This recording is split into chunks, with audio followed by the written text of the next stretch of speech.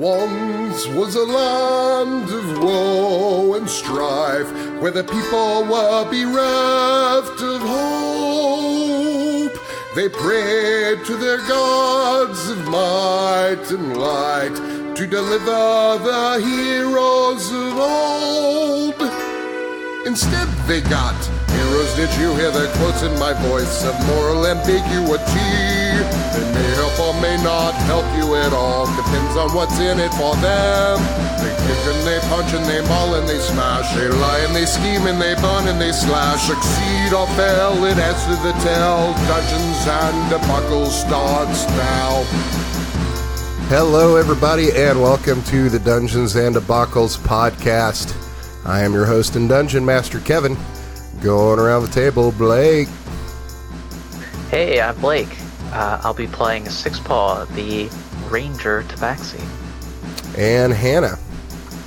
Hi, I'm Hannah, and I'll be playing Scrape, the Kenku Necromancer. Sounds like a Decepticon, garbage truck or something.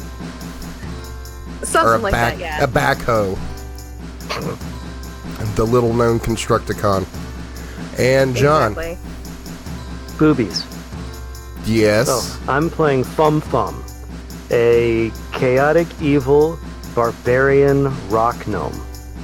Thanks to a belt, he has a strength of 25, which just amuses the shit out of me. And Shane. That's me, still playing Alexander the Bard Connoisseur. As you could tell from some of the characters that people are saying they are playing today, this isn't a normal episode of the Dungeons and Debacles podcast. This is going to be a puzzle episode. Hopefully we'll be doing a lot more of these, and these are special characters that our players have created just for these. I want to give special thanks to Joel, the Dungeon Master, at AtlantumGameMaster.com. He provided the puzzle that we will be playing today. You may have heard another one of his puzzles that we did a couple months back with some puzzles in the Feywild. Make sure to check him out. That's AtlantaGameMaster.com. Anna can't be with us today, so... that's disappointing. She's on a special secret mission for the government. Yeah, that checks out. Defending Area 51. It's about that time. No, there's another, 13 days? Gotta have the recon. Oh, right. All right, so let's set the scene here. So for one reason or another, you find yourselves in the grand city of Maralesh.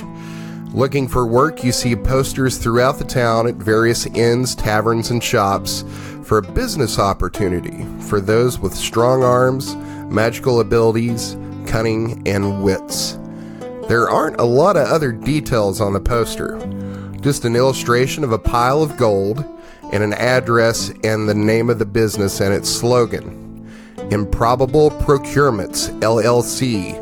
No quest is impossible. The directions say it's located at Barons Avenue and Maple Street inside Mad Cedric's Discount Goods and Adventurers Emporium. Each of you make your way to the location this day, and you see a large one-story building painted in a gaudy yellow with a white sign out front with a likeness of a smiling gnome with the red letters in common that read Mad Cedric's Discount Goods and Adventurers Emporium. And below the sign there is another plaque. It's simple and purple, and in white common writing it reads Improbable Procurements. No quest is impossible. As you enter the store one by one, you see a mishmash of general goods and adventuring gear. You're greeted at the door by a gnome in a white linen shirt and brown breeches, wearing an apron with a likeness of Mad Cedric and the store's name upon it. The gnome clears his throat and says, "How may I help you today?" Are you Mad Cedric? My name's Fum Fum. I'm a gnome. I thought you needed someone really strong. I'm really strong. I can do the thing. Oh, I can see that, sir. You have some very rippling muscles under that shirt, but no, I'm not Mad Cedric. I'm Clep, his cousin. I want to do the thing, and I hold out the thing with the stuff written on it. So the gnome Clep takes the poster and just gives it a glance. He knows what it is, and he says, "Oh, of course. It's in the back to the right. There's a sign above the door. Good luck, and let me know if there's anything I could do to help you on your upcoming adventure." I'm going to go do the thing. And then I'll go into the back. On the right, I think. Is it? All right. Is anyone else there? I'm assuming they are. Yeah, you're all there. You've basically all come in around the same time, and as you're walking the door, you were greeted by that gnome.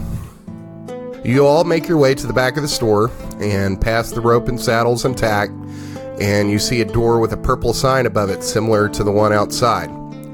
You go inside and find a small waiting room, and there is an attractive elven woman sitting at a table inside. She looks up from whatever she's reading and says, "Welcome to the Improbable Procurements LLC, where no quest is impossible. Are you inquiring about the procurement of an item or person? Or are you here to offer your services in finding such items or persons?" I'm going to do the thing. And I hold up the sheet again. I think we're all here for the same reason, to sell our services as procurers. Oh yes, Doing the thing. that's great. We're always looking for personnel. Please have a seat, and our manager will be with you shortly. And she motions to you some benches along the wall. So you all sit down, and while you're sitting there, let's go around the room and describe what each of you are seeing here as far as your characters are concerned. Let's start with Blake. Oh, it's always starting with me. All right. Well, you can start with John if you want. I don't care. Yeah, start with John. Okay, His John. character is Touched. He's basically wearing a half-plate armor and like a leather skirt, and that's pretty much it. Oh, he has the belt. Oh no, I forgot. He's got the robe of eyes. That's so weird. Yes, he's got a robe of eyes. It's just covered with eyes, so he can see everywhere. And he's got this belt that looks like it's on fire, just a little bit. It's about the fire giant strength. And he's got like a sword that's as long as he is, and a shield that seems as big as he is, both strapped to his back. But then, since he's a gnome, it's actually just a long sword and a regular shield. So what's he look like? Is he younger, older? Yeah, he's tiny, because I wanted him to be like the smallest he could be. So he's, let's see, gnome. That means he's about 3 foot tall, and he's wiry. So he's just this skinny little wiry dude, with sort of a knotted tangle of brownish gray beard. Young for a gnome. And he's Winnie also... the Poohing it in half plate. Mm-hmm. All right. So Hannah, describe your character. You Hannah don't read requested chat, that- do you? What's that? Hannah requested that she go last. Okay. Shane then. Yeah, I mean, I'm just Alexander, so kind of, I want to say 5'11", blonde hair. I have a cloak on with a crossbow underneath on my back. Ooh, they can make a real character. I mean, I'll probably do it later, but I mean, I've just been shadowed with too much stuff, working and playing WoW. WoW's consuming my life for the worse. Got my short sword on my hip. Well, yeah, I've got short sword on my hip with the command of Elven Burn, and then I've got just leather armor that's been enchanted with for +2 with guidance, and I have a bag on my hip. All right. Blake. All right, so Sixpaw is a slightly taller than human average Tabaxi. He's covered in a mishmash of It's not easy, is it? I tried to use Matched. it earlier and fucked it up. Mismatched? Mismatched, yes. mismatched armor and an old insignia from some generic mercenary company. He's got a few swords strapped to him, as well as a long bow, and he keeps a very nice little kitty chain hanging from his neck. Is it Hello Kitty? It is not Hello Kitty. I want it to be Hello Kitty. It should be Hello Kitty. From now on, it's Hello Kitty. God damn it. All right. Hannah, you can't avoid it any longer. Tell us about Grave Scrape. I had to pee. I'm sorry. All right, so Grave Scrape is a Kenku. Right now, their hood is pulled up, and all you can really see is their beak, and they've got this long, kind of feathery cloak on. It's a little weird, under which is some leather armor. And you can see that the beak is like pitch black, like almost blue. It's so black. And instead of really sitting on the chair, it's kind of squatting on the chair. It looks a little awkward. Yeah, perched. They're perched. And it looks a little awkward, but for them it's comfortable. Okay. So is Grave Scrape non-binary? I haven't decided what Grave Scrape is yet, so when they let me know, I will let you guys know. I think you should respect Grave Scrape's privacy. No, Fum Fum wouldn't do that. Fum Fum has a wisdom of 8. Fum Fum does not leave well enough alone. All right. So after about 15 minutes, you see a door open in the back, and 4 dwarves in armor walk out. And they kind of give each one of you the kind of the eye, not really the stink eye, but it's kind of like acknowledging, like, hey, what's up? And a little nod. And as they walk out of the waiting room here, you hear a voice from inside the room say, "Gladys, send in the next client." And the elf looks to you and motions for you to go inside. And all of us? Yeah. Okay. Fum Fum shoves roughly to the front. Me first. I will awkwardly walk in. So you enter and you see a fat, balding gnome behind the desk. He's got this skullet and is chomping a big fat cigar. And you look around, the office is disheveled with papers and scrolls littering his desk. There's also a platter of a half-eaten chicken on top of some of the papers. The office is dimly lit with only an oil lamp, and it smells like a mixture of cigar smoke and old books. He's shuffling around some papers and then putting them into a box on the desk, and without looking up, he says, "Come in and have a seat." You look, and there's only 2 chairs around the desk, so some of you will have to stand. Fum Fum climbs up onto the chair and sits. It totally creaks dangerously. Half plate is heavy. So after scribbling something down in a ledger, he finally looks up and says, "Well, fuck me. Sorry, that wasn't for you. Oh. I'm Charlie, the manager here at the franchise of Improbable Procurements LLC, a wholly owned subsidiary of Matt Hendricks Discount Goods and Adventurers Emporium. How can I help you all?" Hold out the thing.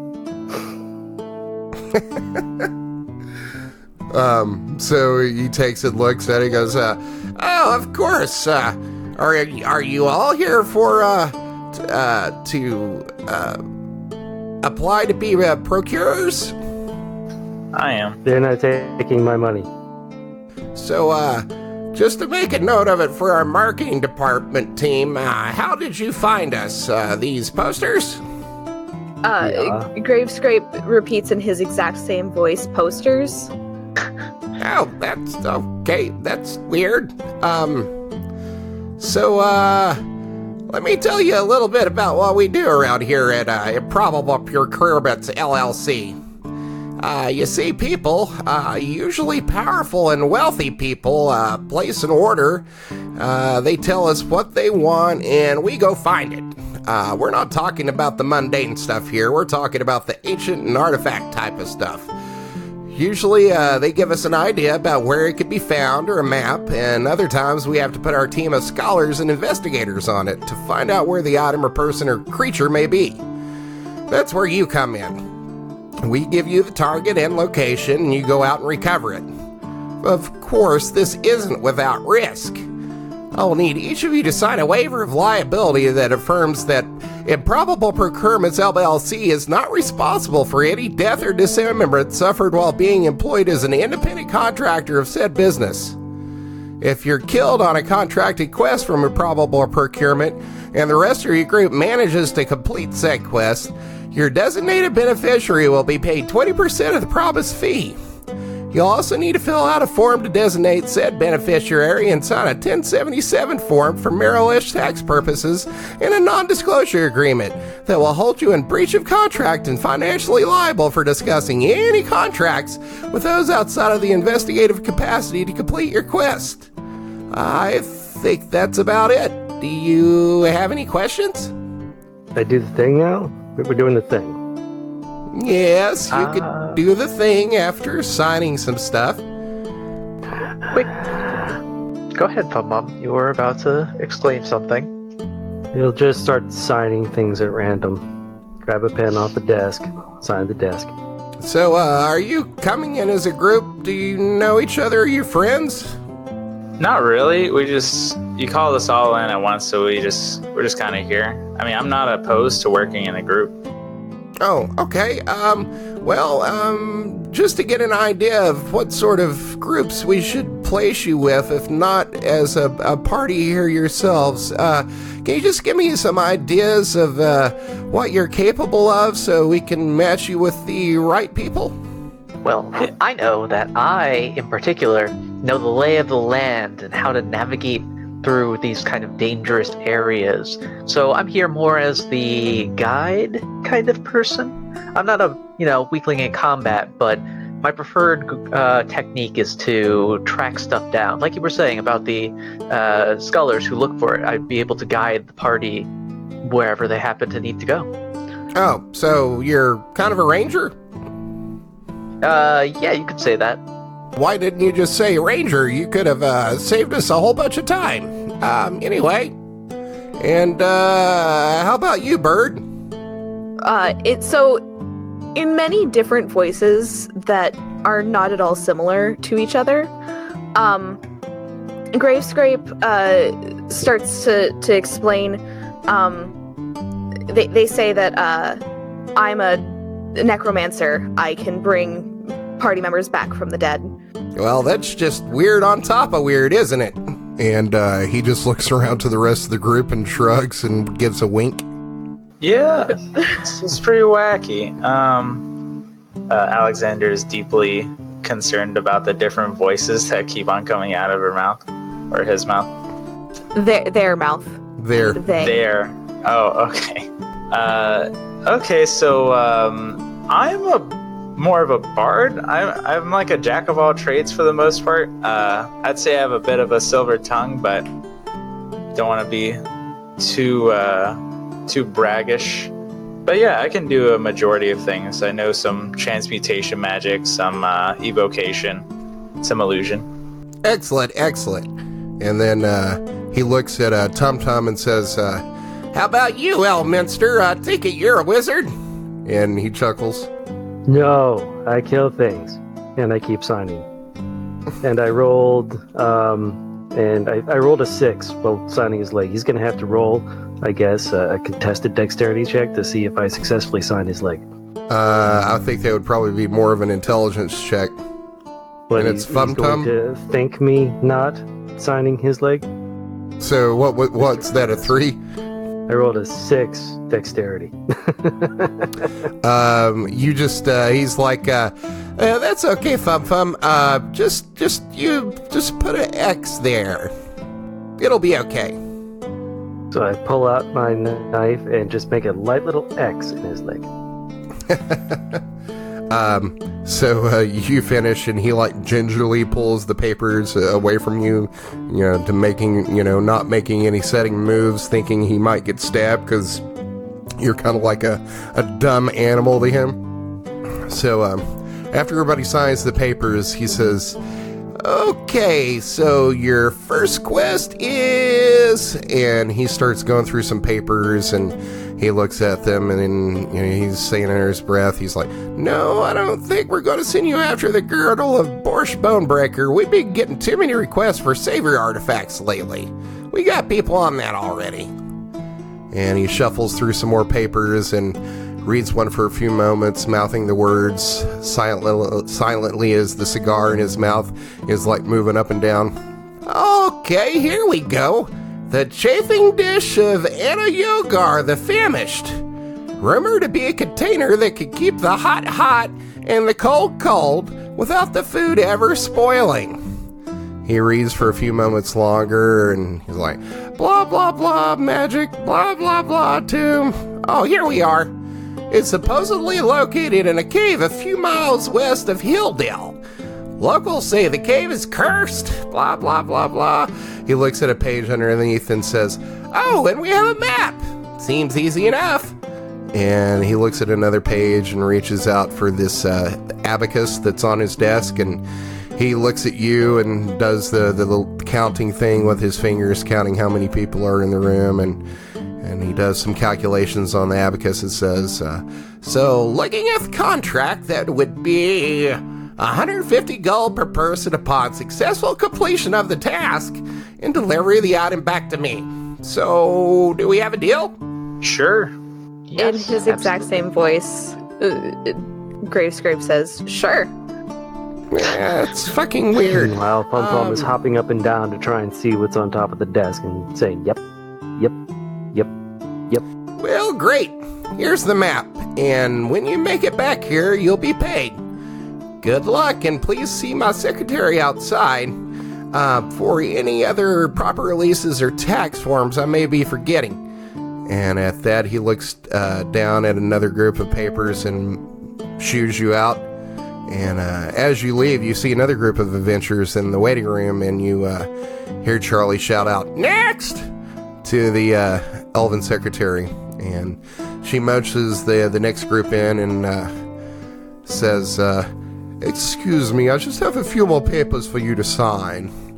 And you're each given some more papers and need to be filled out in triplicate that absolves the Improbable Procurements LLC of any liability, and a non-disclosure agreement. So after you sign all that, you all pull out the map and you look at where this thing is supposedly located, and it's a couple of hours outside the town of Hilldale.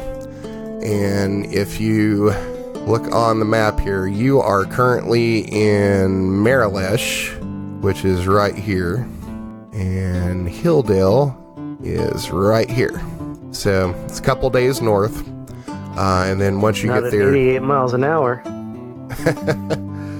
for expedience sake and brevity, we'll say that after about 3 days, you find yourself at Hilldale, and you're asking around, and they're like, oh yeah, everybody knows about the ruins up there up on the hill where supposedly this powerful wizard used to live, and nobody goes in there because it's cursed, and anybody that decides to go up there never comes back. So let's switch over to the puzzle map. So if everybody could take their tokens and put up here at the top. Tokens? Did you have like tokens or whatever for your characters? Nope. Nope. Nope. I'll grab We one. all suck at life. I fell into the DM layer. Editor's note, we cut out about 5 minutes as these assholes search for tokens because they weren't ready. You're welcome. Okay, so you find this place, and it's not hard to get inside because the wooden doors that seal the entrance to this place look like they have long been broken down. As you enter, it's dark in here, and there is this musty, mossy smell inside. There appears to be a long hallway here. As far as you can see, who here has dark vision? Fum Fum does. Six Paw does. Okay. He has a robe of eyes. So you'll be able to see down this hallway pretty far, about, 60 feet? So that's about yes. as far as you can see down. Actually, ooh. The floors here are this kind of like almost like cave floor, naturally like carved, not man-made. There's a lot of dust in here, and you can see some like old footprints where people have ventured in, and looking down you see some of it's like they ventured in for about 10 feet and then the same footprints like turned around and walked right back out for some reason. So how would you like to proceed? I would like to cast light on my short sword. Okay. And I would also like to, and we can only see like that far down into the hallway.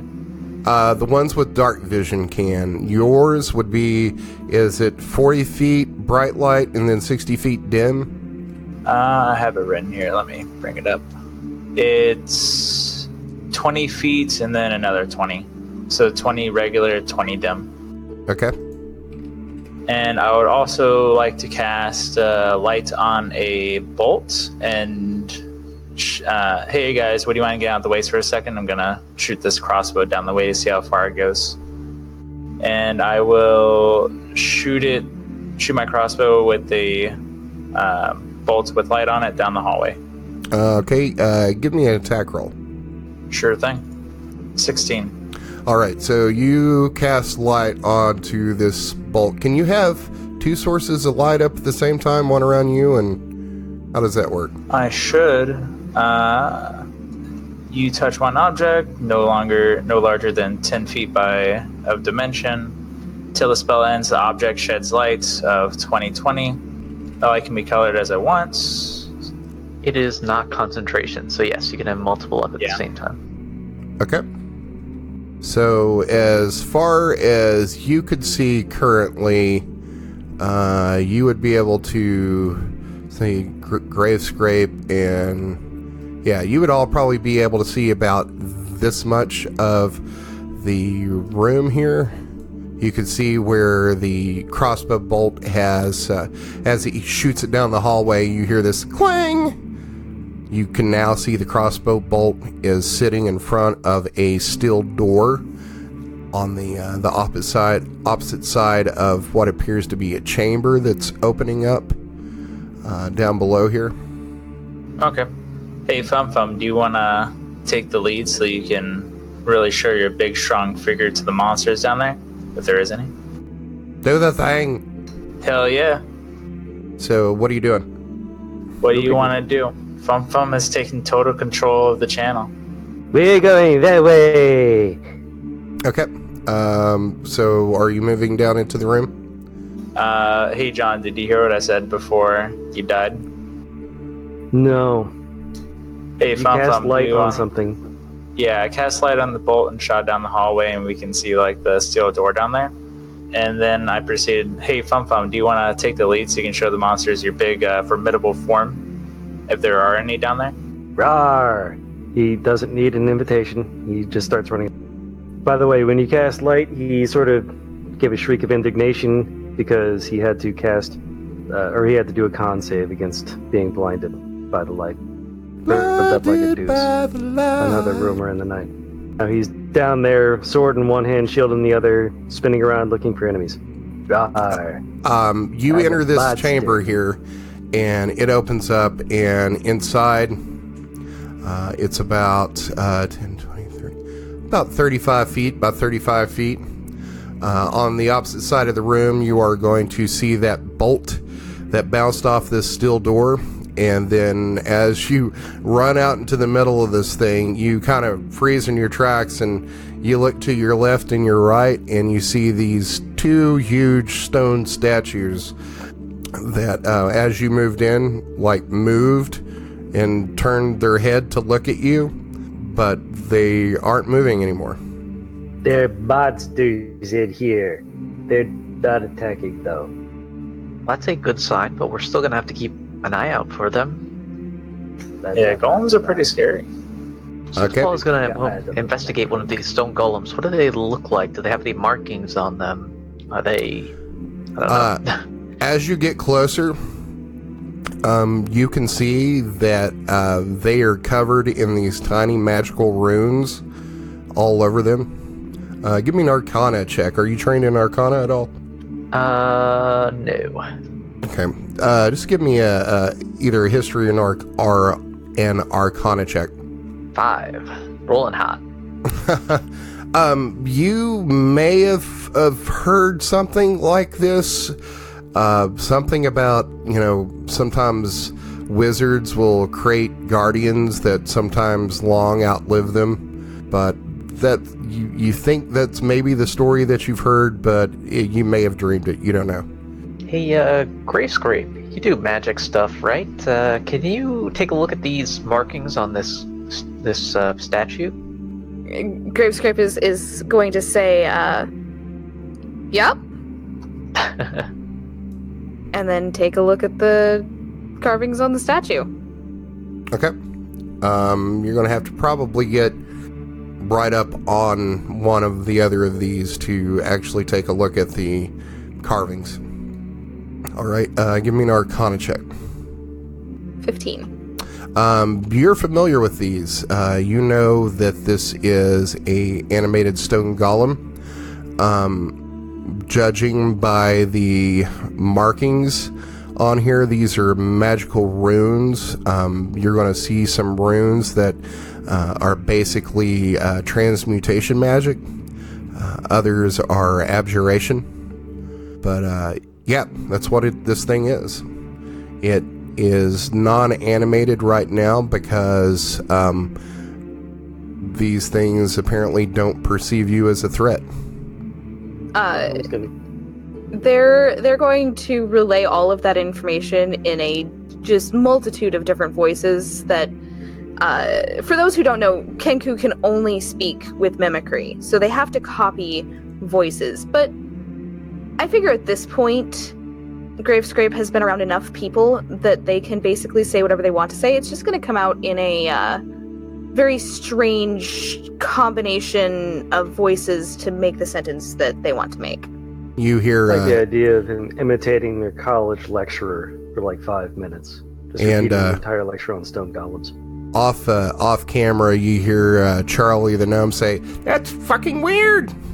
He's right. That is fucking weird. Fum Fum's going to come down here to this weird thing on the southern wall, whatever it is, and look at that.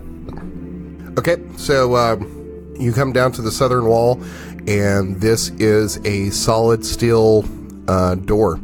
It is bisected, so this is actually 2 doors that join in the middle. The door itself is plain with no writings or markings on it. Going to push on it to try and open it. Okay. Give it a push, and it's not opening. I'm going to push really hard. Okay, give me a strength or an athletics. 24. Okay. So, you push really hard on this thing. You're pretty aware of your abilities, and as much effort as you're putting into this thing, there's nothing happening. And you're like, well, you gave that a solid try, and this thing should have moved, but it's not moving. Give me a perception or investigation check. I have advantage on visual perception. It's not a visual perception. Oh, either way, it's a 17. Yes, it is visual perception. This door is not moving. You're like, okay, that's weird.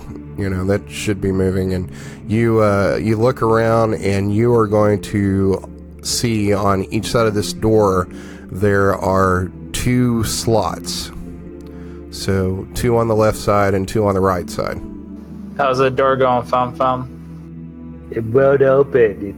It's really, really closed. But there are these hole things in the wall. And he's gonna shrug and walk. I would like to investigate the holes in the wall. Okay. Give me an investigation check. Natural 1. They look like holes in the wall. Hell yeah. That's exactly what I was looking for. Hannah went and picked up the arrow in her beak. Gravescrape picked up the arrow in its beak. Basically. Question: how big are these holes? Looking at them, they appear to be like 3/4 of an inch long vertically, and probably not more than a 1/4 inch wide. Okay. So maybe some sort of tablet? How big are the golem fingers? The fingers of the golem? Yeah. Each one of their fingers, they're kind of like pebbles kind of put together, and they're like these big like monster sausage fingers. Makes sense. So Gravescrape is also going to cast light, but on their crescent scythe blade. Okay. Whole lot of light going on in this room. Well, I've been looking through, and Kenku don't have low light vision, which makes sense, I suppose, because birds probably don't have low light vision. It just never occurred to me. But I do have the spell, so I'm going to use it. And they're going to look behind this golem over here and see if they can see anything. Oh. Okay. Are you like trying to move in between, or just like trying to like peek around it? Kind of like peek around. Okay. Like, you can't, you peek around it, and it's pretty close to the entrance here, so about all you can see is about 5 feet in here, and it appears to be a hallway. You need to get back there? I could move the statue. Gravescape's gonna nod their head. Okay. Just like a bird. It looks weird, but you know, they are weird, and I'm embracing that. I'm gonna grab this statue. That's fucking weird! As much as possible around one of its legs and try to pick it up and move it to the side. Okay. So, you go up to it and you grab a hold of its leg, and I'm going to need you to roll initiative. Because you are now a threat. All of us, or just Fum Fum? If I would say all of you, but more pressing, Fum Fum. If you just want to sit back and let these two go at it, you can. But did he topple it by pulling its leg? As soon as he reached for its leg, it started tugging on it. It started moving and is going to try to make a slam attack against Fum Fum. That makes sense. Alexander, you're watching this, and as soon as he starts to tug on this golem's leg, you see it raise its stone arms above its head, and then starts to come down on Fum Fum. What do you want to do? I will dash forward 5 feet and try and yank Fum Fum out of the way of the slam. Okay, give me a strength or athletics check if you're trained in it. Okay, if I can find my character sheet. There we go. He's a small guy, but he's wearing heavy armor. You said strength or athletics? Yep. I know, John, that's why this is going to be a fairly high DC. Crit. Those are the two extremes. Wow. Yeah, natural 20 and a natural 1. It's a good Really thing that wasn't for disadvantage. So as you see these arms start to come down on Fum Fum, you've got like a little extra time because he's so low to the ground, so the arms actually have to travel a little bit further. So you are able to like reach up, grab a hold of the back of Fum Fum's breastplate and pull him back. Watch where you're going, Fum Fum. These things are not the most friendly things. Neither am I. So I'll say that when the golem's turn comes up, I will give it disadvantage because this is like happening at the same time, and as these arms are coming down, you pull him back. So he'll get to make that attack, but we'll make it a disadvantage. Anything else you want to do? I think that counts as my actual action. Yep. Would we both have moved back a square, or are we just kind of like within our 5 feet radius? I'll say that like the momentum of that, as you're trying to move back and you're breaking up your your movement. Also, you'll be able to move back 5 feet this way. That would be an opportunity attack, but all this is happening at the same time, so we'll just make it part of its attack. Okay, that counts as my regular action. I don't really want to move anywhere. That seems about my turn. I'll pass. Okay, Six Paw, you're up. All right, quick as a quick thing. Six Paw is going to roll forward and in one smooth motion pull out a longbow +1 and an arrow. Cast Hunter's Mark. Pay very close attention to this stone golem and where any possible weak points would be, and loose an arrow. All right. Or I guess 2? Yes. So let me dump Hunter's Mark in here. I guess that doesn't do the spell description. Hold on. It's 1d6, and you can move it after they drop to 0 hit points. It's fine. It's just an extra damage spell, and it's also concentration. Yeah. Okay. And 2 shots. 21 and a 20. Oh yeah, those are both going to hit. All right. And because I am a Gloomstalker, I also get Dread Ambusher. First turn of combat, my speed increases by 10 feet, and if I take the attack action, I can make 1 additional weapon attack as part of that action. And that third attack can do an extra 1d8 damage if it hits. Nice. So I'm going to roll this third attack, which is an 18. That'll hit.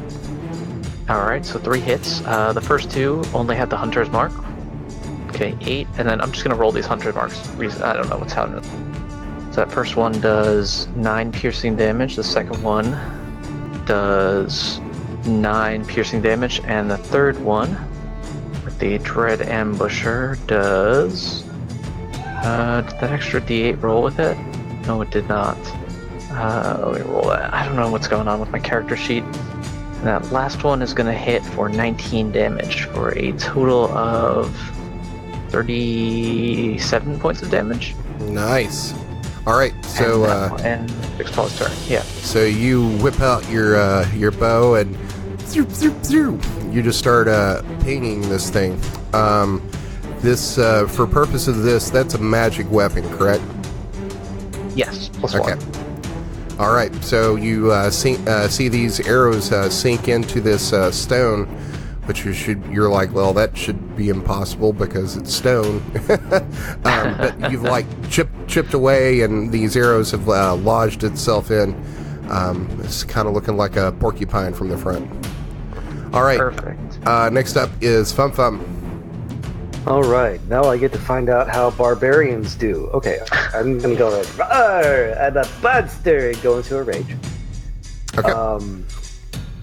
And then I'm going to go forward with a reckless attack and start attacking the hell out of this guy. Okay, roll. And I'm not sure how many attacks I get. You should get 2 attacks. You're using a one-handed or two-handed weapon? One-handed longsword +1. Okay, and a shield. You're not 2-weapon fighting, right? Okay, so you get 2 attacks at 8th or 7th level. And because it's strength, I get advantage on these attacks. If you're using reckless attack, you'll get advantage. So the 26. That hits. All right. And I think I get like a bonus to damage. You should add I think it's your strength modifier, or +2, because you're raging. Rage damage, yes. Okay, so it's +2. Not a whole lot. Okay, so that makes it 12 damage. But I also have the first creature that I hit on each of my turns with a weapon attack takes extra damage equal to d6 plus half my barbarian level. So that's d6 +3. Ooh, so he takes an extra 9 necrotic damage on that. So that's 10 + 2 is 12 + 9 is 21 total damage. All right, and second attack. That's 25. That'll hit. Yep, 14 damage. Nice. Assuming my rage damage applies every time. Yep, and I'd accidentally took the hit points out of you instead of the golem. How much was that total again? So dang it, 21 + 14 is 35 total damage. Quank, quank.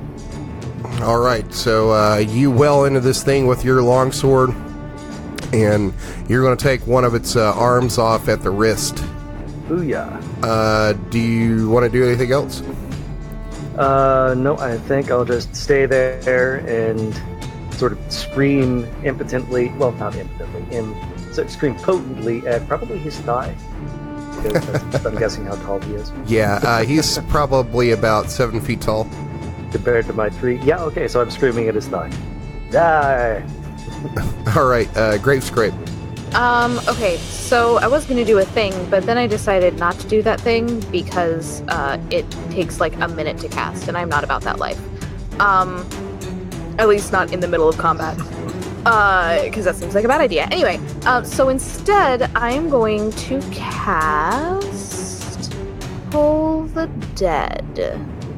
Yes? You're playing the bird, not Talia. God. It's a necromantic spell. Right? Yes. Yes. What's So I'm gonna say again. What's the DC? 14. And that's a con save or wisdom? Charisma. Charisma. It got a -1. So Excited. Wow. I'm going to say that he failed. That should be 2d12 for you because it's taking damage. Yes, and I tried to click it and it didn't do the thing. So Do you want me to roll it for you? no, I got it. Okay. I'm just typing it out and then I'll figure out how I did this wrong on this character, but not tell ya. You should be able to click just the little name Toll the Dead in the chat, and it should roll the damage for you. Oh my god, 4? Oh, that's bad. Oh, that's a way better roll. I should have gone with that. Thanks, Blake. Good to know. I've never had it do this before, because normally Talia's just rolls damage. I'll have to edit that while we're doing this. All right, so anything else you want to do? No. Okay. Next up is the Golem. It is going to take some slam attacks Finish against its attack against Fum Fum. Fum Fum. Technically, you said that Alexander gave it disadvantage by pulling me away. Correct. So that is a 12. But my and- reckless attack gives it advantage, so I think that cancels out. So that'll be straight rolls. So that is a 19 and a 26 then. Those will both hit. But I have resistance. So it'll half the damage. So Okay. the first attack, you'll take 9 points of bludgeoning damage. That's halved. And then... Halved to 5? No, that is the Or is half. that already halved? Yeah, it was 18 points of damage. And then the second attack, you are going to take 11 points of bludgeoning damage, and that's halved already. Okay, so down to 55. All right. Continue to scream potent. Next up's Alexander. Yep. I am going to move to the side here, and then shoot him with Ray of Frost. Okay. What's the DC? Or is that a ranged spell? It's an attack roll. Okay. Yeah, it's a ranged spell attack. So it's 19 to hit, That hits. and then it does 2d8 damage. You should be using that like all the time. It's pretty good. It comes out to 11. All right, so you cast this Ray of Frost, and it hits it on the other arm, and it freezes, and you see its hand break off. Exciting. All right, anything else? No, I think that's my turn. Pass. All right, Six Paw, finish this off. Alright, 2 attacks with the Hunter's Mark. Boom, kaboom. Oh yeah, those 26 both and hit. 23 to hit. Where's my stuff? Oh yeah, I'm rolling like 19s and 16s. Okay, I'm like, did I put everything in correctly? Because these are high. Let me... You're just rolling well. I'll roll the damage and roll 2d6. Oh, I guess, is that already included? 1d... Oh, ignore that 9 piercing damage. Oh, it's dead. Okay, yeah, it's 6 plus 9 plus 4, so it's 19 plus 6 is 24? Something like that? All right, what's it look like when you kill this thing? It's gonna be Six Ball is gonna loose 2 arrows, boop boop, and I assume this thing has eyes, so it's just gonna go straight in the 2 eyes and knock his head off. All right, so the head goes rolling onto the ground, and then just a short time later, the various boulders and like fist-sized rocks that make up this thing, just the magic that was holding it together dissipates, and it just falls into like rubble on the ground. All right, so now that this is out of the way, you can get a good look down this hallway, and it appears that it ends in a T about 20 feet back. And then when you walk all the rest of the way down the hall, you are going to see 2 steel doors to the north and to the south. Fum Fum ends his rage and picks up a rock, a small one, puts it in his pouch. Okay. Grave Scrape's gonna knock on the lower steel door. Okay, so you knock on it, and you kind of hear this hollow thud, and some resonance into whatever the room is behind it. But that's all that happens. Do I see a keyhole or a doorknob or a you see push bar? It's a latch on it. I'm gonna try to open it. Okay.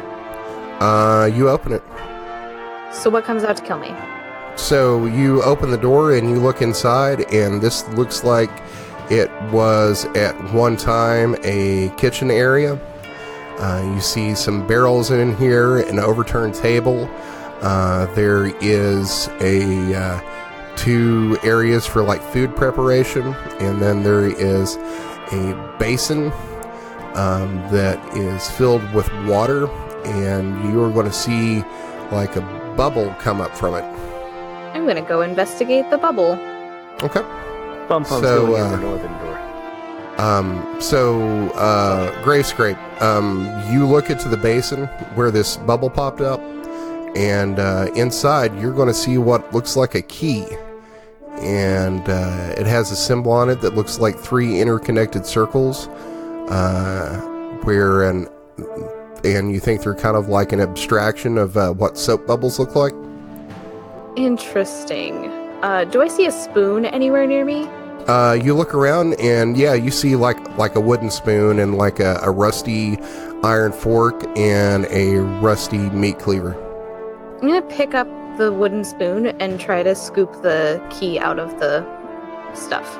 Okay, so you scoop it out of the water in this basin, and as you pull it out, there's like this oil slickness looking to it, like when you're like blowing a bubble, and like you pull it away and it's trying to form like a bubble, and it's got like that oil slick look to it, but then that breaks, and you just look at it, and it is a whitish gray key that has those soap bubbles on it. Awesome. So what do you want to do with it? And then I think I'm gonna tuck it in a pocket. Okay, so you reach out and you pick it up off the spoon, and it feels slightly slick to the touch, and it's kind of hard to hold on to. So you have to like use both hands to like hold on to the thing because it's really slippery, and you stick it in your pocket. Great. All right, so Fum Fum, I think you said you were going into the door to the north? Yup. Okay. Fum Fum's easily distracted. Okay, so while Grave Scrape and Alexander are down here exploring in the kitchen, you're going to open the door to the north, and inside that, you're going to see what appears to be a sleeping chamber. Inside there is a large bed, there is a bearskin rug on the floor, and a dresser to the west here. I'm going to start wearing the bearskin rug as a robe Okay. over and I'm going to walk over and start digging through the dresser. Okay. It's actually a good thing that you've got this rug on, because when you walked into the room, the rest of this ruin that you're in is kind of chilly, but when you walked into this room, there was like this cold air draft that came out of this room, and it's much cooler in here than the rest of the ruin that you're in. And as you get closer to the dresser, you feel like it's even colder over here. So when you go rummaging through the dresser, you are going to open this long, thin drawer towards the top and pull it out, and inside you are going to find a key. It has a symbol on it that looks like a jagged spike, which is an abstraction of an icicle. I am going to grab it. Hey guys, I found a key.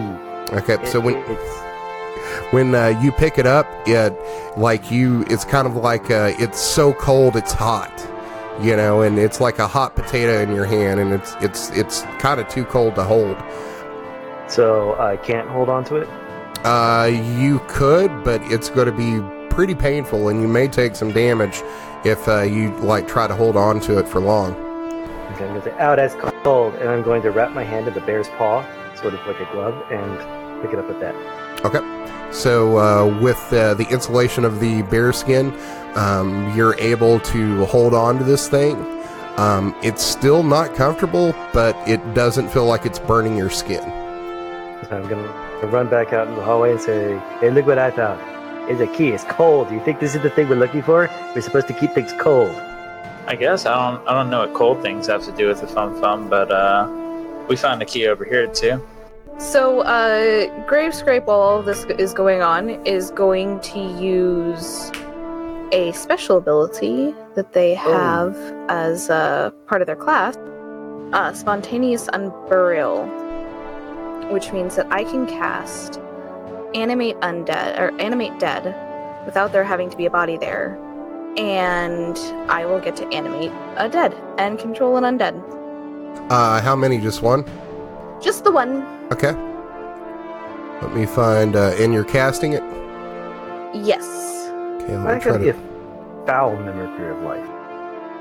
Why can't it be an elegant mimicry of life? Or a kawaii immigrant mimicry of life? Like an adorable little dancing skeleton. A Hello Kitty skeleton. Who says the skeleton isn't adorable? Hey, you got something against skeletons? I mean, heck, I have a skeleton. I think it's pretty beautiful. Yeah, me too. It's just not in the open. It's pretty shy. You're beautiful! I'm sharing a picture of an adorable skeleton. Well, a link to a picture of an adorable skeleton. Should we change the name of a skeleton and smaller creatures to Skeleounce? I appreciated that joke, but I don't know. It just didn't do it for me. That's fine. You gotta try. Yeah. Gravescrape casts this spell, and you're all kind of weirded out after you see this skeleton claw its way out of this stone floor, and it's carrying a shield and a sword. Fum Fum, you're going to take the cold key and stick it into one of these slots. I assume we have to get past the second stone golem, so I'm just gonna cast Toll the Dead on it. Ooh, actually, wait. Sorry about that. Waiting for John. But yes, I went and stuck the key in a... Okay. John. So you stick the key in here, and you turn it, and you hear what sounds like a sliding piece of metal inside of this steel door. Look, guys, it worked. Proudly, it worked. Nice. Gravescrape is also going to put the key in, I suppose, and turn it. Okay. Probably with a great more difficulty. I'm backing up to a safe distance. You turn it, and you hear a similar scraping of metal. Awesome. All right. And then we kill the stone golem. Are you attacking it? Yeah, might as well. Just let's set up first. Send Okay. your Yeah, I'm gonna send my skeleton in. pile of bones first. Wait, very attacking? Just okay. put him in front of the stone golem. Because I can't control them, apparently.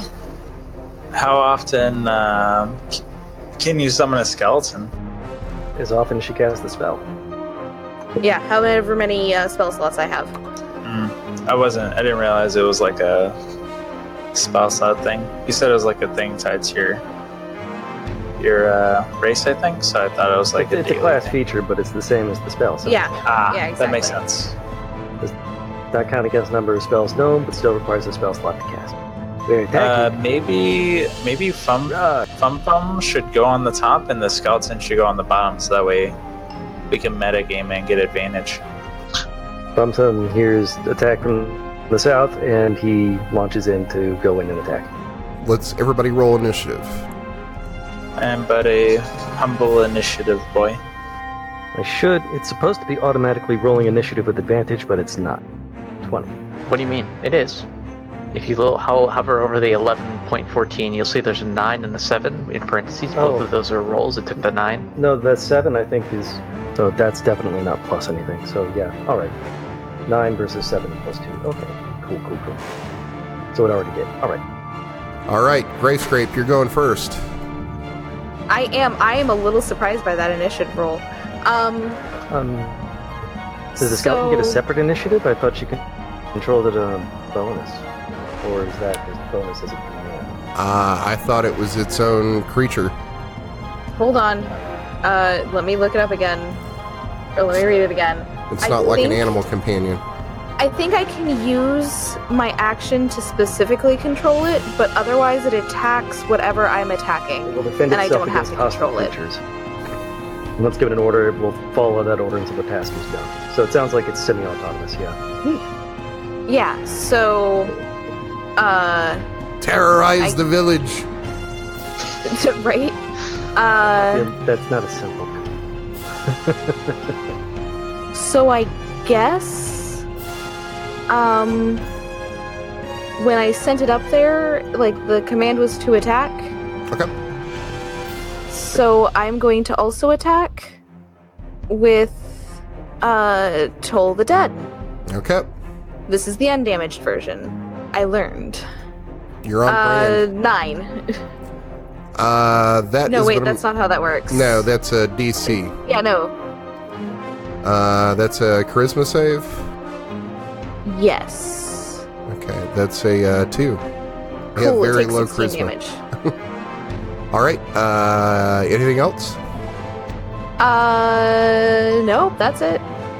Alright, next up is the skeleton. Have you named it? I just put Toby up here because I thought it was funny. Or do you not want to I name like it because Toby. you... Okay. I don't know if you didn't want to name it because you don't want to get attached, but... No, it's fine. As I create more undead, I'll just slowly name them after former Spider-Men. Alright, His name is Rock. so... Yeah, one of them will be named Gra! I don't know how to spell that, but that'll be its name. Alright, so that is a 13. That's going to hit. For 6 points of damage. Is there any way to give her control over the thing? Make it a little bit less work for you? Similar for Anna and her spear? It doesn't have any macro set up for it. So I'm having to roll like just individual numbers anyway. Alright, Sixpaw, you're up. Alright, Sixpaw will move to the side because Alexander moved in front of him, I guess, and loose 3 arrows. The last one is going to be the extra attack for an extra d8 if it hits, and bonus action to do a Hunter's Mark. So Hunter's Mark first, and we'll let 3 arrows loose. 23, 20. What is this? Why am I rolling so high? The bonus is all 16, 13, and a 14. I mean, you roll low a lot of the time. From somewhere. Yeah, I guess at some point Karma's got to get back. 3 for proficiency, 3 for dexterity, 1 for magic. Yeah, I guess that is. Wow. Yep. That's just a 16. Alright, so these are with the Hunter's Mark. Plus having a +7 to your roll isn't very shabby. I don't know why it's rolling. Let's see. So 1d8, that's a normal one. Then 1d6. Okay, so that's 7, 14, 25, and then the last one has that extra D tacked onto it. I'm just going to avoid using these global damage modifiers because they are not working today. 25 to 32, 44. 44 damage. 44 damage total? Yep, all magical. Nice. All right, so you light into this thing with these arrows, and you just see like these fist-sized rocks become dislodged out of this thing and fall to the ground and crumble, and it's looking pretty hurt. It didn't like that. So it is going to turn and actually move up here to try to attack you. Attack of opportunity. Ooh, that means Yep. Toby gets an attack of opportunity too. Yep. Do you get advantage on opportunity or no? No. Or would we, because we're flanking? I have no idea. That's a good question, because it would actually have to move out of your flank to trigger an opportunity attack, because if it was right here, it's no longer flank, but it's not triggering an opportunity attack until it gets here. So I'm going to say no on the advantage. Well, here's one thing, right? So it would have to move from the square To here. to here there, or here, right? Wouldn't we have advantage because of Alexander? No, because it No. doesn't leave the threat range until it gets here. Oh, gotcha. So I'm going to say that I'll let you both have opportunity attacks on it, but I'm going to say that will not be an advantage. Without advantage. Gotcha. Because that just makes sense. Do you want me to roll? I don't know what to 16. roll, but I can do it. Roll a d20 and add 4 to it. Fum Fum, you're definitely going to hit. That's going to be 9 points of damage. In fact, you better, 15. Rod. That's going to hit as well for Toby. Roll a d6 and add 2 to it. 7. There you go. So, as it comes for Six Paw, you both just turn around and tag it, and it's looking pretty rough. Like, you get it in the back of its thigh, and a bunch of the rocks crumble out of it, and it's kind of limping as it single-mindedly tries to go after Six Paw. These things aren't smart. That So is... let me just push this out of the way. I have an AC of 14. You're probably going to hit on all of these. that's a 25 and a 29. Yep, those will hit. That is going to be for 46 points of damage. Oof, okay. An evade, right? Or something like that. You're a thief. I am a ranger. I am not a rogue. Never mind. 46, you said? 46, 46, yes. Okay. Should have been a rogue. Next up is Fum Fum. Rar, you don't walk away from me. You think you're better than WoW. Did it? Wow, that's a... Okay. You can't walk away from me. You're not better than me. Rar, and he's gonna rage. And, get a strip of beef jerky off the back of his shield so he can chew on that furiously and run to attack. Alright, so first attack, attacking furiously, recklessly, so he'll have advantage. Oh wait, he already has advantage. Well, he's gonna die. Alright, so 13 damage, plus his first thing gets... 19 when he hits. 19 points of damage? No, 19 to hit. Oh, yeah, 19 hits. So 13 point plus his Divine Fury gives D6 plus 3 necrotic. What's it look like when you take this thing out? Well, he just sort of, he comes running in, sprinting in as hard as he can. He jumps up as high as he can, brings his sword down really, really hard through its right buttock. Just shearing off that little bit of buttock. And it goes pinging around the room and hits the thing in the head really hard, knocking its head off. And it falls to pieces. All right. So that is Stone Golem is dispatched, and you look around, and this this kitty cat man is looking pretty rough. You about the beef jerky? Yeah, let's rest for a bit. No, I got this. Let me just relocate my shoulder real quick. And Six Ball is going to cast Cure Wounds 4 times. 1 at 2nd level, 1 at... 3 times. 1 at 2nd level, 2 at 1st level. And we'll see how far that gets me. You can also take a short rest if you want to spend Can some we take a hit short dice. rest? But why would I take a short rest if I still have spells left? What? Isn't that I what still short have rest spells is? left. Why would I take a short rest? Okay. What does spell slots have to do with short rests? Because you get spell slots back with a short rest. Some you? classes do. Yeah. No, not most of them, but I'm fine because I was the only one who got hit that round. I am not the tank, so I am okay with this. I just need a few hit points back as a buffer. That is 12, another 12, so 24. Yeah, I'm good with that. 24 hit points back. All right, so after dispatching this stone golem, you look down the hall, and it looks similar to the hall that you were just in on the other side. And I grab my bearskin coat and flap down the hall Okay. into the northern room again. Okay. So when you go into the room to the north, you are going to see what looks to be a office of some sort. There's a rug on the floor and a desk on the north wall. There's some tables, and then give me a perception check. Advantage if it's sight. So 13. That's enough.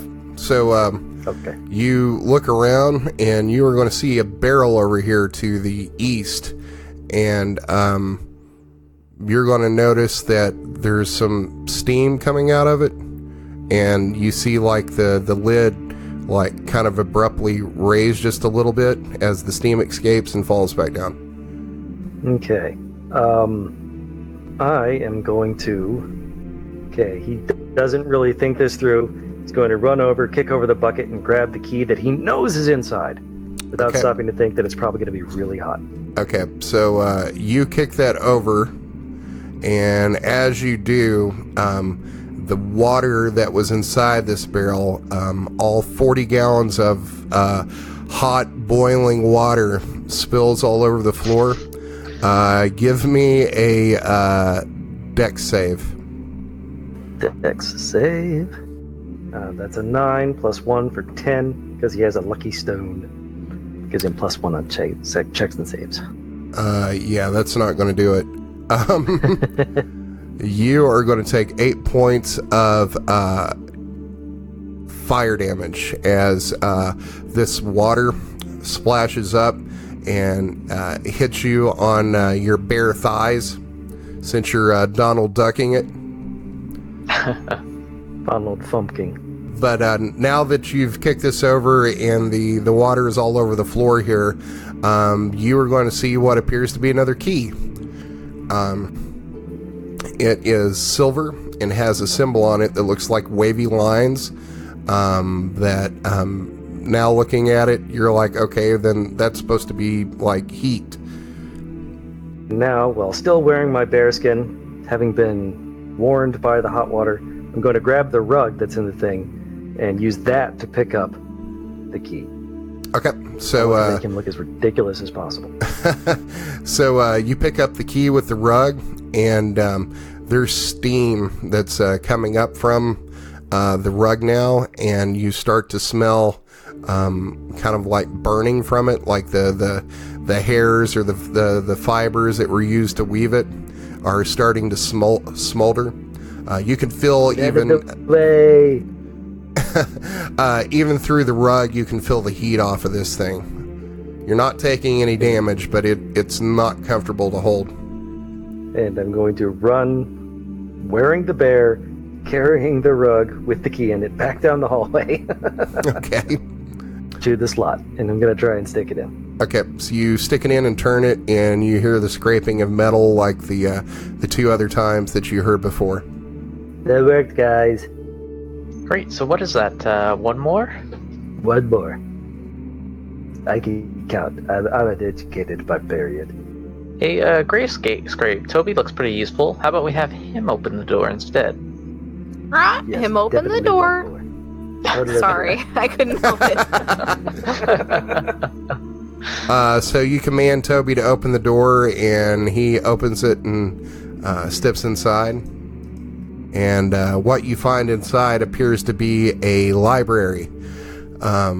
There are shelves and books, a table, and a chair.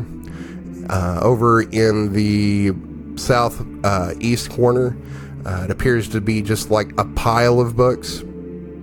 And then there's some more books on the back shelf here. You also notice like kind of a foul, acrid smell in this room, like sour. I'm gonna start digging through the pile of books, I guess. Okay. Give me an investigation check. 10. You're digging through these books, and you notice that as you've come over here to this side of the room, that sour smell has gotten stronger. But you're not seeing anything but books at this point. I'm gonna come down here to this bookshelf down here and see if I see anything. Like, I don't know where to place my person. These but like sofas here. on the left? Okay, so what are you doing? I'm just gonna rummage through the books and see if anything pops out at me. Okay, the books on the wall? Yeah. Okay. Give me another investigation check. 10. You go through these, and you're actually adding to this pile because you just take them off the shelf, and if there's nothing in the book or nothing behind it, you just throw it into this pile of books. But so far, that's all you're seeing is these books. Books and books and books and books and books.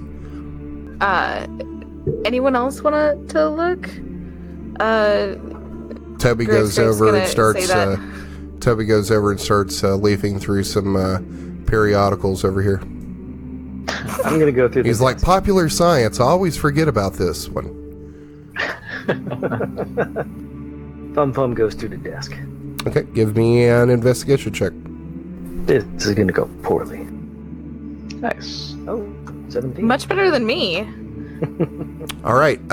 So you're going through this desk over here, and you're looking through these papers, and out of the corner of your eye, you see like this kind of almost like a heat mirage, but it's kind of like yellowish color, and it's coming from the edge of these books over here that are on the floor. Hey, there's a thing over here. I'm gonna start digging through that.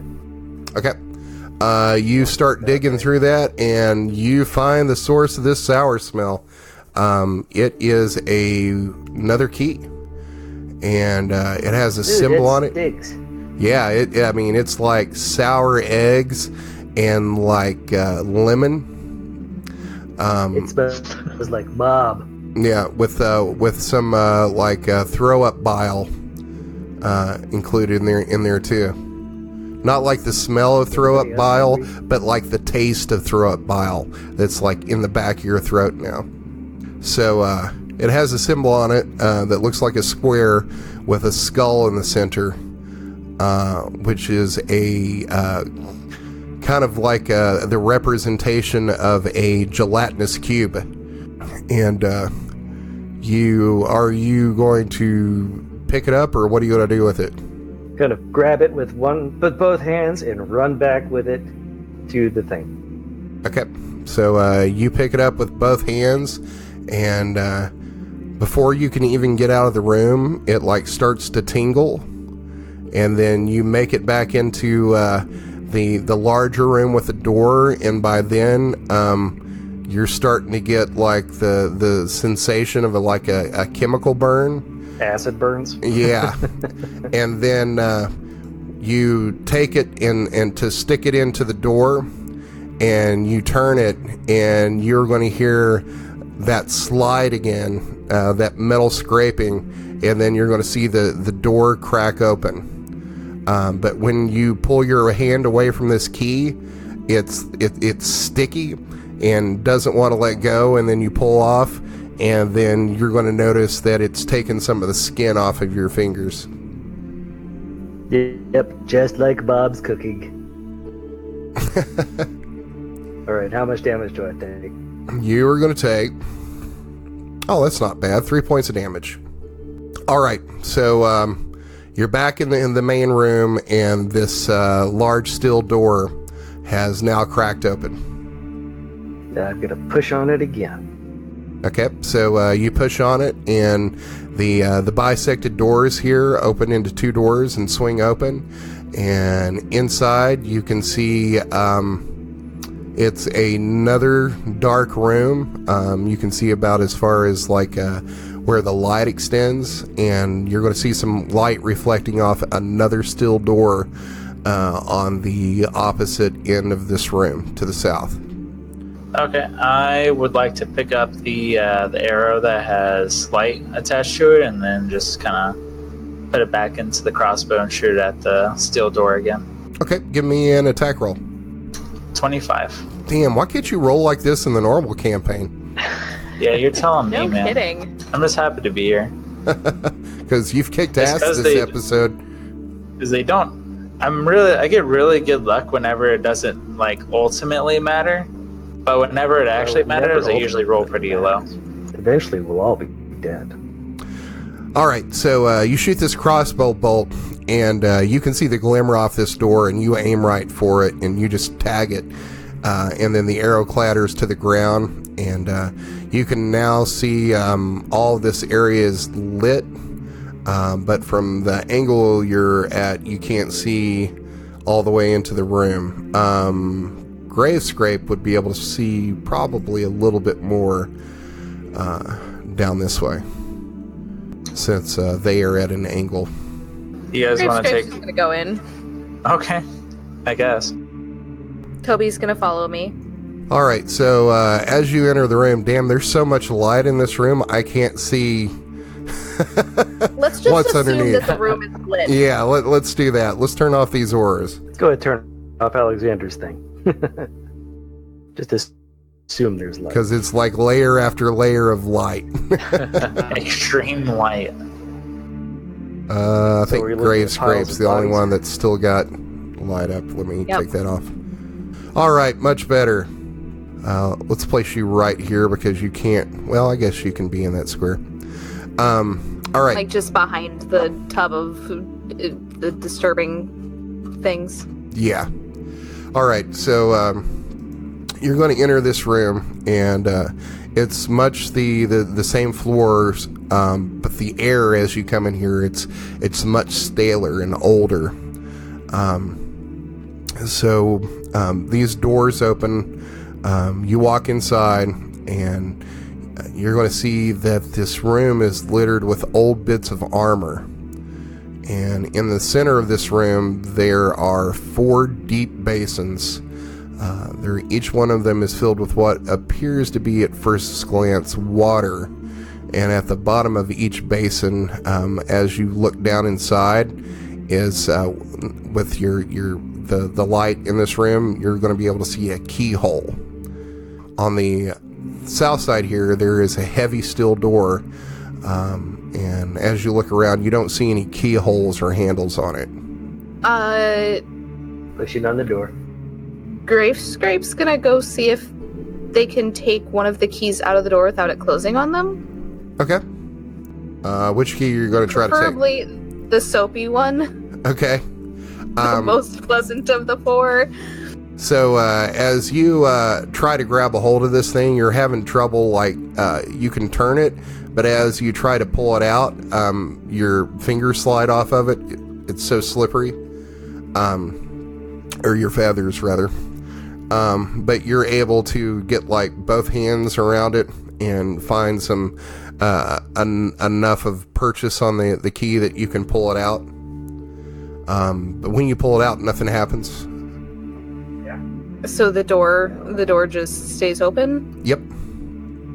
Awesome. Gravescrape is going to say in an amalgamation of voices, get the keys.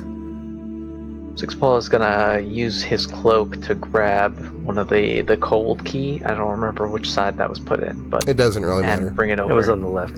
Okay. I'm going to run, grab the rug, and use that to grab the hotkey. Okay. That just leaves the acid key. It's all you, Alexander. I guess. You do have Toby. Oh yeah, Toby. Hey Toby, can you get that for me? And then I'm gonna look at Gravescape as I'm talking to Toby. Toby just stares at you. It doesn't do anything. Gravescrape will nod at Toby and repeat in Alexander's voice, "Go get the key." Fuck, that's weird. That's fucking weird. That's weird. That's fucking weird. It doesn't get any less weirder. So Toby goes out and grabs the key and walks back in. And so all of you are in the room. You got all the keys. And about 30 seconds after Toby removes the key and walks into this room, the steel doors slam shut. Well, fuck. I'm not worried. We're sure this stuff is water, right? That it's safe to put our hands in and such? Sure. Someone can test that? I'm going to stick the key in the keyhole in this basin up here in the northwest, whether it makes sense to do that or not. Let's see, the northwest. Okay. Does it have any markings on it? As you approach this basin, there's a strange, acrid smell coming from it. It's eye-watering, and it burns your nose. Acrid, eye-watering, burns my nose. Yeah, this is probably where we're going to put the hotkey. And I shove the hotkey in there, turn. The hotkey? Mm-hmm, that's the one I grabbed. Okay, so you stick it in there, and you get all the way down to the bottom of that, and your skin is starting to burn, and you try to get it into the keyhole, and it doesn't work. And you're going to take 6 points of 6 points of acid damage. This feels like the Bob cooking key. And I'm going to walk around and look for the basin that's hot. Gravescrape will have Toby put the key that Toby picked up into that one and turn it. Sorry, say again?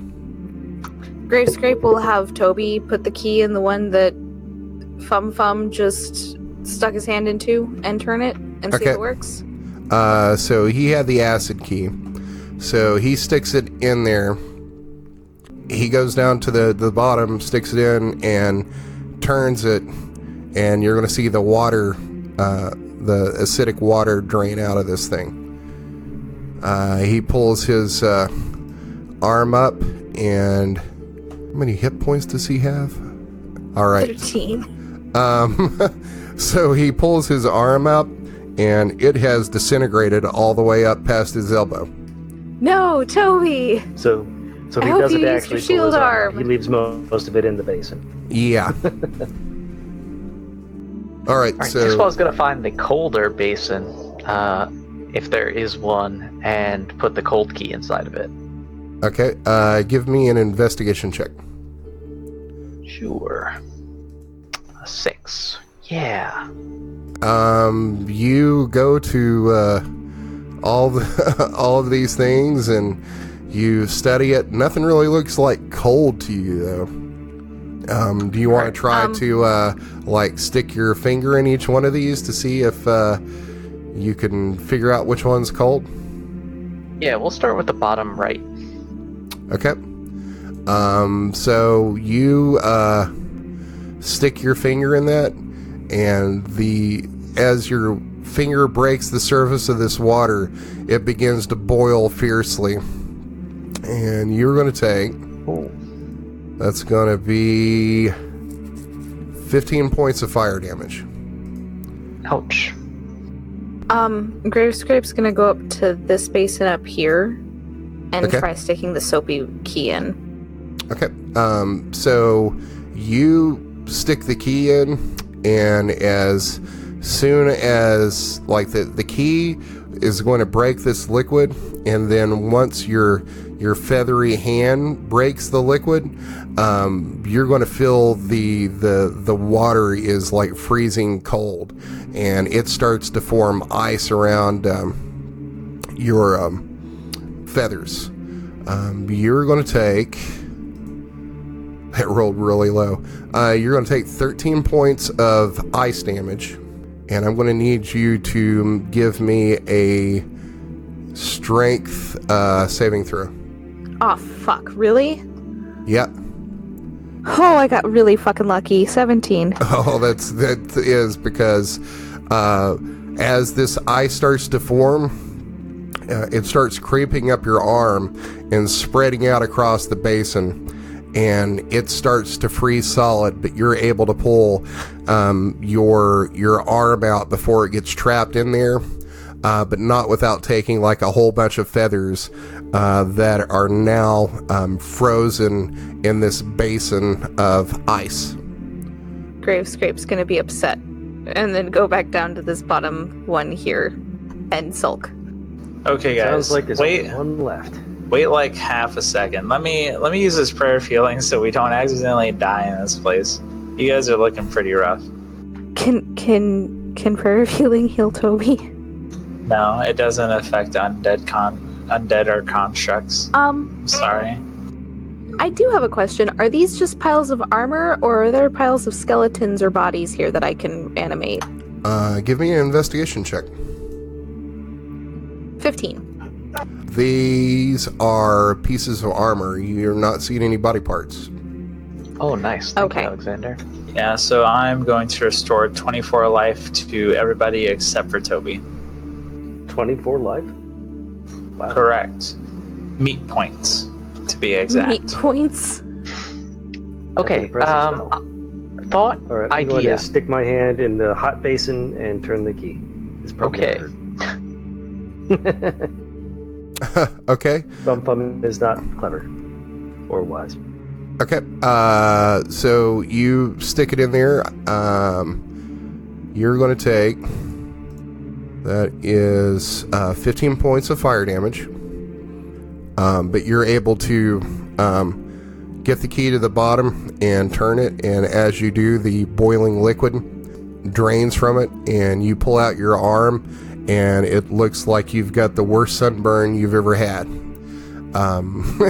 You're like beet red, and you're starting to see some like blisters form. I was a little kid. I had chicken pox when we went to the beach, and then I got sunburned, and it looked really... Or maybe we went to the beach and I came back with chicken pox. Either way, I had sunburn and chicken pox on my legs. It was the weirdest thing the doctor had ever seen. Because it came out like little tiny red dots. Gross. Looks like... All right, so you have used the steam key and the acid key. And Gravescrape's gonna call Toby over and have him put the soap key in this basin. Okay. Because Gravescrape's not dumb. Okay, so Toby comes down here, and you're like, okay, grab this key and put it in the basin, and it pulls out its arm to reach for it, but all is left is like the bone up to his from his elbow up to his shoulder, and like keeps moving it, trying to grab the key, but there's no hand to grab. Other arm, dumbass. That's what Gravescrape says to Toby in a very stern, what sounds like something that has been said to Gravescrape before, but the arm is in like a different woman's voice. And it's Shoulder, arm, dumbass. And it drops its shield and takes the key with the other hand, and then walks over to the basin and dips its arm down in there and turns the key, and the liquid drains out of the basin. But some of this liquid was like super soapy and slippery, and by the process of sticking his arm in, the volume of his arm has caused some of the liquid to spill out and hit the floor, And as it pulls its arm up and, completes its task and stands up, it moves its feet and slips. And in doing so, it's going to fall down and take... it's going to take 3 points of damage, and the skeleton just falls apart onto the floor. Makes a clattering noise, sort of like a xylophone. Would Yeah. that be a pile of bones that I can reanimate? Yeah, you could try. You could reanimate him. I'm gonna bring Toby back from the dead. Let me just use the You're spell bringing him slot. back from the undeath. Yes, I'm bringing him back from undeath. Okay. So you cast that, and he reforms. Good, Toby. Now stay. All right. So that's 3 keys down. The only basin left is this one up here to the top, where Grave Scrape tried to put the key in, but the basin froze over. I will do it myself. I have a necklace of cold resistance. Oh, I was gonna say use some of the armor maybe to protect yourself before you stick your hand in. That sounds like it would work. Do I have anything useful? We'll grab a soda. Be right back. Yeah, I'll just find some cloth, wrap my hand in it, and shove it in. Oh, I mean, there's armor lying around all over the place. How is that going to protect my hand? What do you mean? They have gauntlets? Yeah, that makes sense. Gauntlets do exist. Are there any gauntlets around, Kevin? Give me an investigation check. All hits, no whammies. 22. Yeah, you find several pairs of gauntlets and even some matching pairs. Are there some that are extremely larger than the others? You see some very large ones in here that look like they were probably made for half-orcs or Goliaths that are made out of steel. Would it be possible to put on a fitting gauntlet on my hand and then put a larger gauntlet on top of that gauntlet? They're not really that large. You could probably find some like leather bracers and like leather gloves in here that you could put on that would fit inside the gauntlet of a Goliath or something. I'll do that, and then I'll just yoink my hand in there and try and turn the key. Okay, so you go to put your hand in here, and it is solid ice. You can't break the surface with your hand. Okay, I will bring out my short sword and say the elven word for fire and use flame tongue on the liquid, I guess. Nice. Go ahead and give me an attack. Okay, like 2 hit or damage? Both. Okay. That is damage. That is not. It's not to hit. Let me. 18. To hit? Yeah. Okay. Give me a damage roll. Okay. Since it's the fire thing, it'd be 2d6 fire. Yeah, fire. Just give me the fire damage because slashing is not going to do anything to it. Yeah, 4 fire damage. So you lay into this thing and you don't really chip off all that much, but you are noticing some of the ice has melted.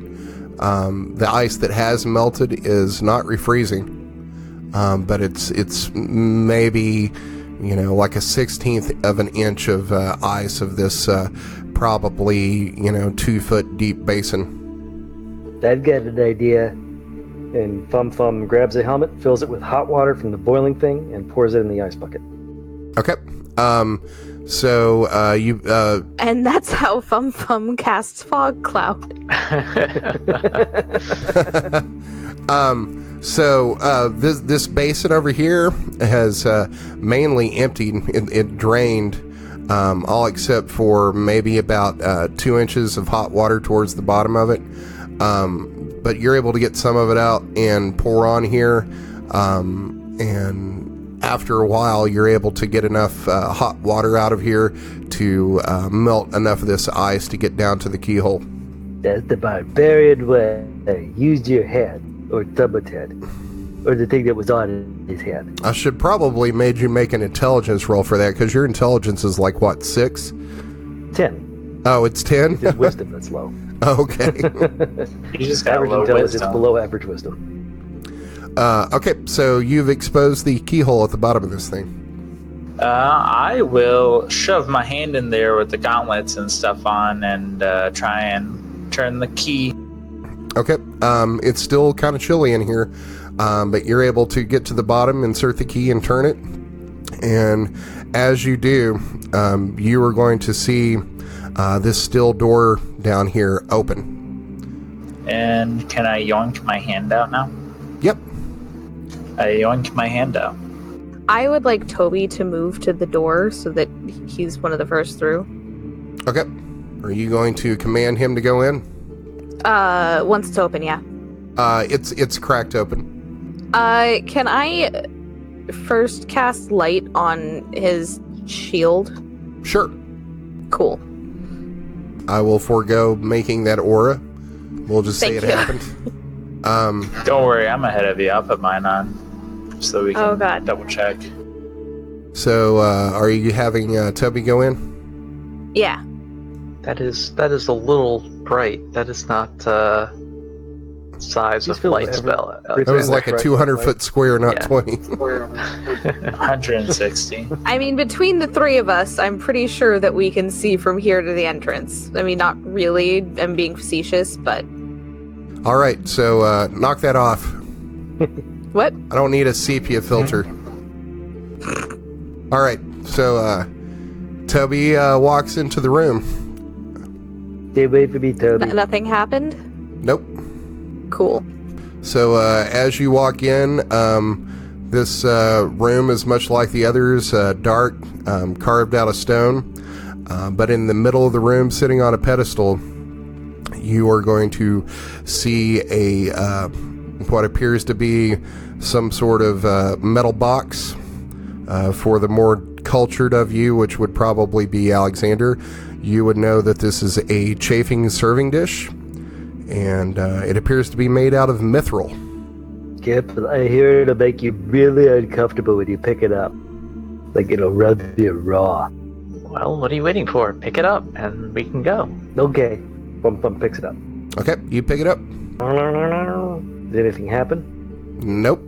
Yay! And with his giant bear cloak flapping behind him, Fum Fum turns and runs toward the entrance of the cave. Okay. Like you're going to run it all the way back to Maralesh.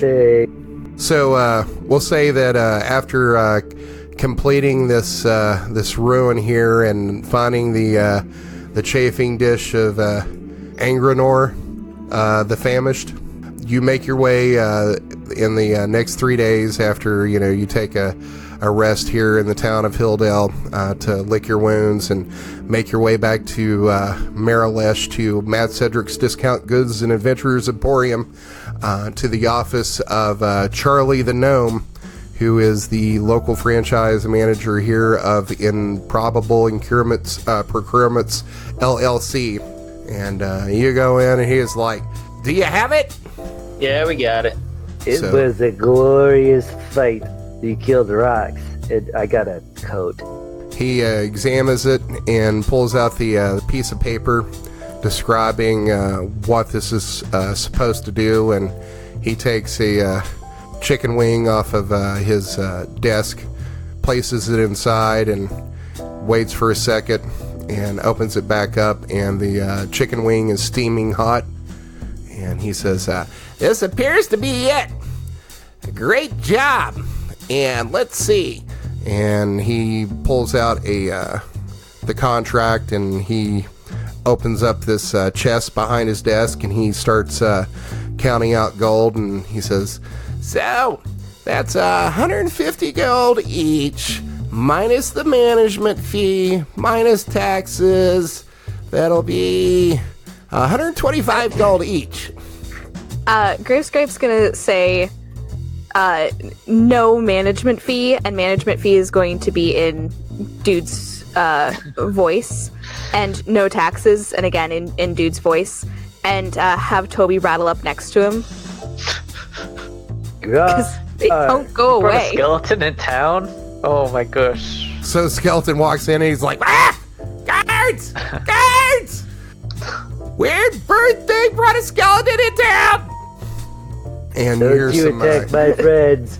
you hear some commotion out in the store area of Mad Cedric's as it sounds like people are arming themselves after they heard animated skeleton. And he's like, get that thing out of here! So Gravescrape's gonna put Toby in his bag of holding. Toby's undead. He can't die in there. That's fucking weird. That's fucking weird. And then Gravescrape's gonna nod. So I think that'll be perfect. That amount that you listed, 125 gold pieces each, right? yeah. Listen, good. everybody's got to have a little taste. That's the way things work. I completely understand where you're coming from. Gravescrape, you know what? I'll buy you a drink. Gravescrape's gonna reply drink and nod in Six Paw's voice. What are taxes? You don't know what taxes are? Now I am that's a fucking weird. barbarian from the mighty tribe of Goulash. Well, That's let this fucking be an dumb. education to you.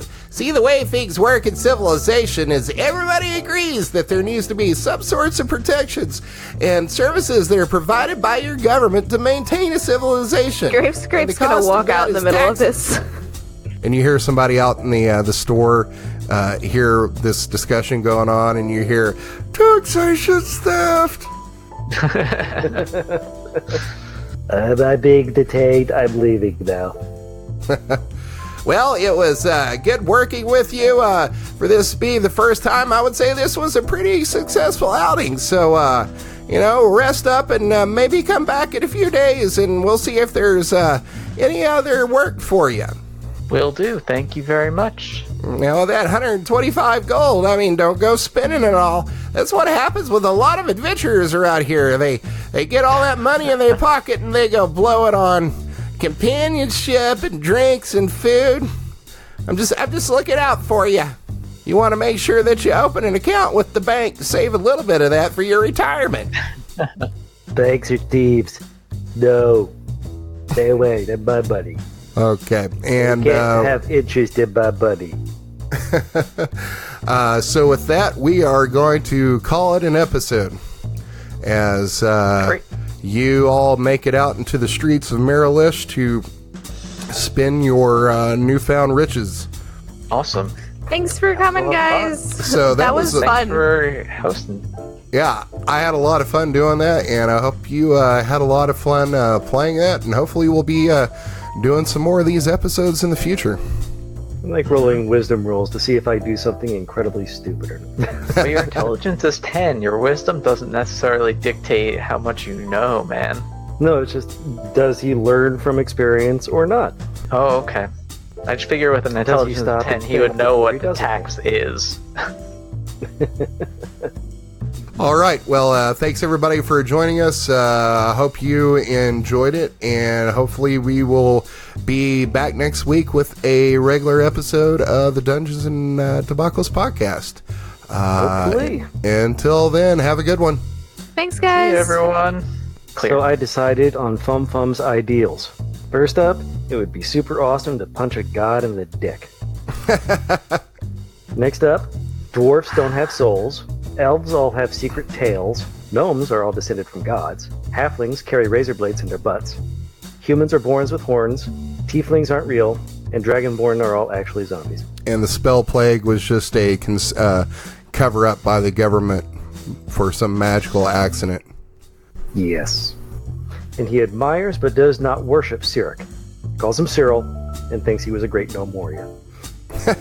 I had fun with Gravescrape. I don't know about you guys. Yeah, Gravescrape was a lot of fun. The way you role-played Gravescrape was perfect. Yeah. Fucking weird. Fucking weird.